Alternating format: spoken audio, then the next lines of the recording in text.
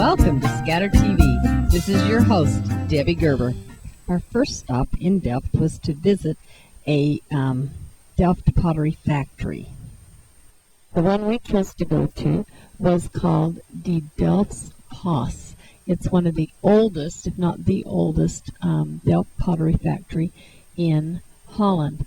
It's all hand painted. Now, Delft is not a trademarked word, and so you could see something made from anywhere in the world called Delft pottery. Keeping this in mind, it's really important that you look on the backs of the plates for the actual trademark.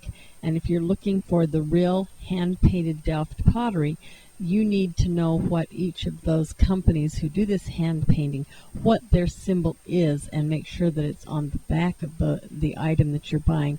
That's about the only way that you will ever know whether you're getting the real hand-painted Delft that you're after. And have it not be original or hand-painted.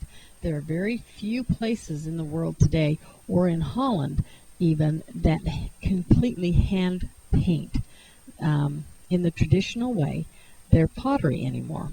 And so going to this factory was quite a joy for us because we got to see the actual process done as it's traditionally done. They mold the plates and the different items, cups and so forth, and then they are taken and hand painted, and they take you through a free tour. You can make arrangements ahead of time or just show up and they'll put you in with a tour, and you get to go through and watch, and they will explain everything from how they put it into the kilns and dry them, and then how the painting works. And I was very interested in how the painting works because it is hand painted, but when they use a black ink on the porcelain, and then after they glaze it and fire it, it turns blue. But on the colored ones, they color them, and they use a colored paint, and when it's glazed and then baked, it just becomes brilliant colors. And so it's really interesting for them to explain and show you how that works. And then they actually have people there that are hand painting. What skill it takes. My word, they're doing little teeny lines and little teeny coloring, and they have a pattern that they're watching, but it's all hand done, and it is beautiful work. Going to this factory is quite an experience, and one that people should go to. If you're going to go to Delft or to Holland, it's what they're famous for, and so you should try it. It is in Delft proper, in Delft City in Holland. It's on Delftweg 133, and you can find them under delftpottery.com. They were very good about free tours and explanations. Again, I would highly recommend this. Delft City has many beautiful canals, architecture, bridges. It's a beautiful place to go visit. It's Holland, again, is one of the places where you see bikes ridden, lots of bikes. Very fun to see the different bikes, the different way they're decorated. They always have a basket or something to carry things on. They're just parked everywhere. The canals, the cars park so close to the edge of the canal sometimes that it scared me to try to pull in and out of there. This is called the New Church. If you go in there, there's exhibits in there, and there is also your ticket. If you get the ticket to the New Church, it's on the square in Delft. It also does the old church. This is the Blue Heart. This is what you see when you first enter Delft. It's made of glass, blue glass, and it's kind of like the heart of Delft, and it's blue. It's gorgeous and very big. The scenery, like I said, is gorgeous. The architecture is uniquely Holland. If you look in the windows, almost all the windows have white lace curtains in Holland. And one of the fun things that you see in Holland or in Europe is the drawbridges. And they just go up and down all the time. Every time there's a boat that needs to go through, and there's a lot of boats in Holland going the canals, you get the signal, and up goes the bridge, and everybody stops and just waits. And then pretty soon it goes back down, and when it goes down, you usually have a whole lot of bikes that have congregated, and off they go. A note on bikes in Holland: you need to be very careful that you watch, because there are bike lanes, and if you are a pedestrian and you're used to stepping out into the street, you're not stepping out into the street, you're stepping out into a bike lane. You're more likely to get hit by a bike than a car there. Again, bikes are just everywhere, so be cautious of that. The canals have boats, and it's wonderful to take the boat canal. Here is one of those little drawbridges. Do you remember this drawbridge? I think it's the one from Madurodam. Looks just like it, works just like it. It was just kind of a fun deja vu thing after we'd been to Madurodam. If you go a couple of blocks off of the main market square, there's another square, and this is where we found our hotel, and its restaurants completely surround this square. And we ate at Billy Bear's. And Billy Bear's is a chain of restaurants, but very good pub-style food, unique interior, wide variety on their menu. I felt like it was a fairly good price and very good food. Some of the best mushroom soup I've had in years, and I love mushroom soup. And the breads in Europe, I just live for the bread in Europe. I don't much like it in the U.S., but I love the bread. And they had a garlic spread that somebody should get a recipe for. That was just really good.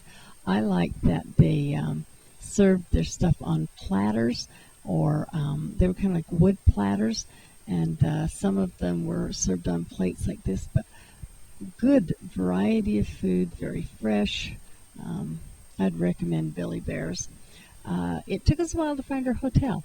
At this point, I'd like to talk about GPS. Take a GPS. There's really good ones for your telephones that you can use, because sometimes, even though our hotel was right next door to Billy Bear's, we went walking around trying to find it. It took us a while. We felt really kind of dumb when we found out it was connected right to where we'd just eaten. And so a GPS really will make your life easier in Europe or anywhere you travel. They had beautiful stained glass windows that had been framed because of a fire they'd had. They'd saved the windows, so the hotel has been renovated. It's beautiful.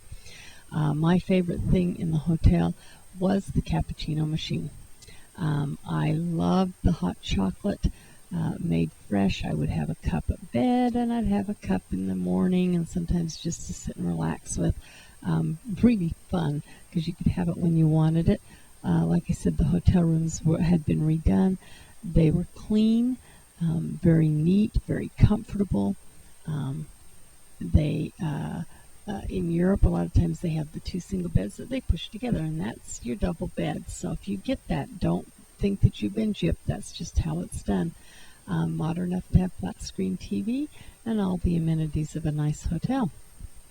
It had a small shower, but it was at least it was a separate shower, and then the toilet and sink area were also together, sufficient and nice. So it was sufficient for what we needed, and it was a nice hotel, good price in just a most excellent area. And it had a buffet breakfast, full buffet breakfast with all the things you'd expect from Holland. It had different breads, it had fruits, it had meats, and it had hagelslop, which is my husband's favorite, little chocolate pieces to put on his bread. There were cheeses, there was yogurt, and of course, don't forget, my favorite thing that I still serve to my children at home is a soft-boiled egg in an egg cup.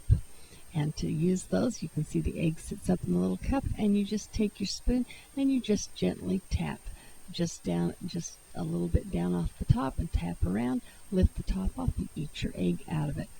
Very fun. We ate at a lovely little Mexican restaurant on this square. It had just opened. It was called Popocatépetl, I think.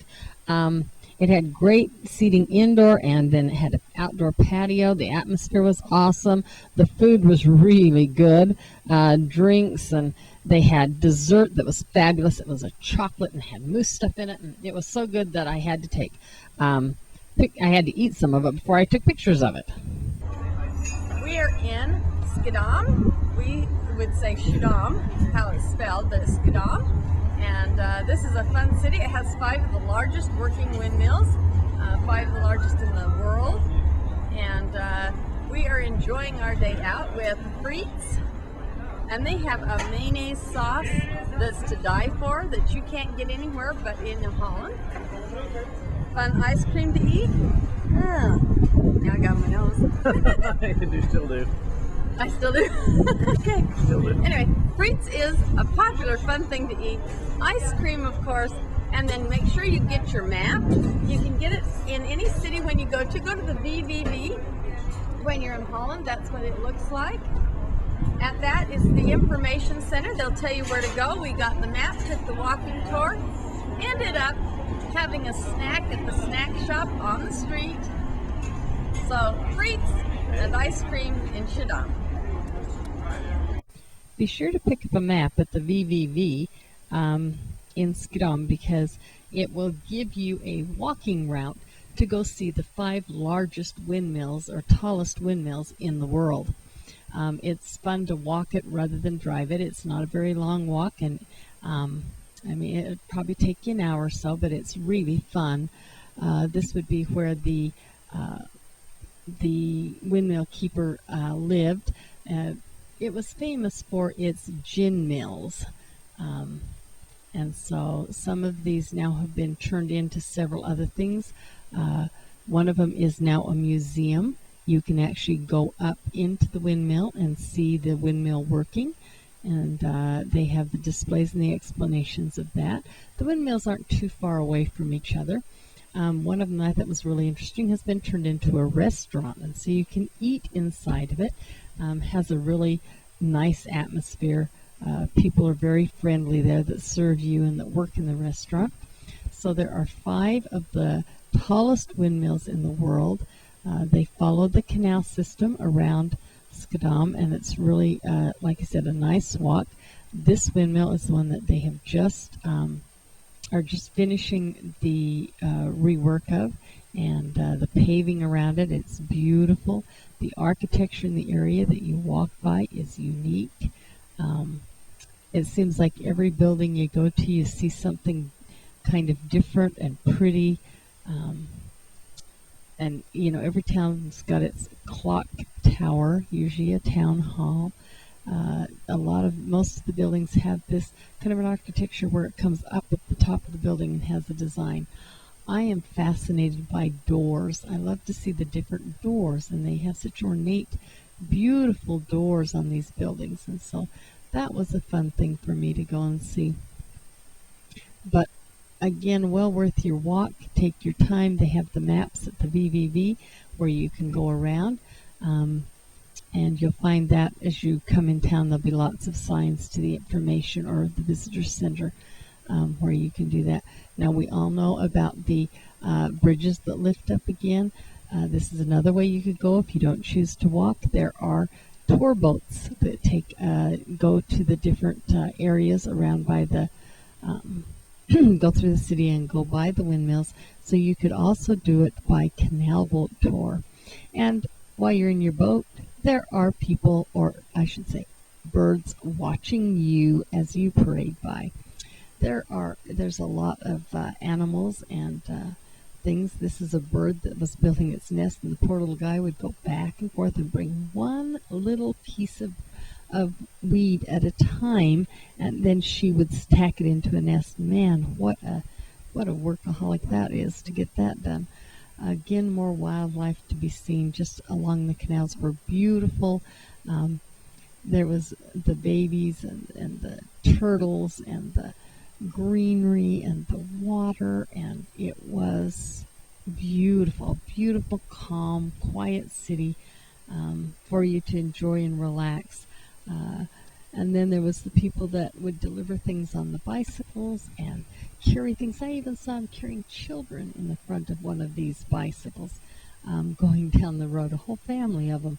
And so we love to begin and end our tours and our days with an ice cream.